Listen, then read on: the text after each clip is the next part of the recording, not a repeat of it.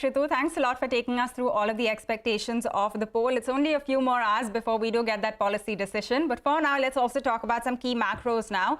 The Indian rupee weakened against the US dollar for a second straight day yesterday. So the Indian unit lost nearly 70 paise yesterday, and it has moved closer to that 83 per dollar level. That is something important that we're tracking. In fact, the rise in India's trade deficit could be one of the reasons behind this fall that we have seen in the Indian rupee. Remember, in October, trade deficit touched nearly $27 billion. This was, of course, due to soaring imports that we have been talking about.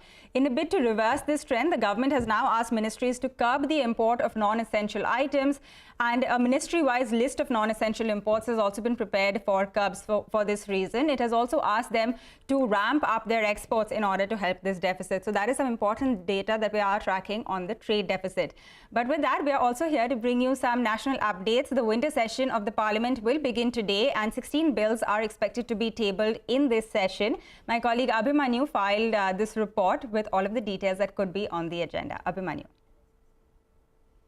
As many as 16 bills are slated to be introduced in the winter session of Parliament beginning today. Among the proposed legislations are the Energy Conservation Amendment Bill and the Trademarks Amendment Bill 2022, which seeks to incorporate aspects of the Madrid registration system for registering trademarks worldwide. The Multi-State Cooperative Societies Amendment Bill aims to strengthen transparency in cooperative societies, while the Repealing and Amending Bill is aimed to repeal redundant and obsolete laws.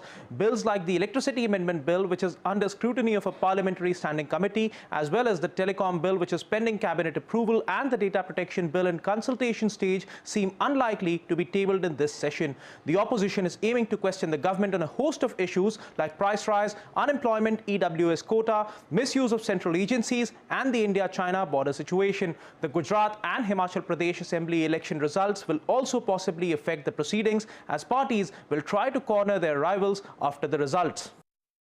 All right, Abhimanyu, thanks a lot for taking us through all of the items that are on the agenda.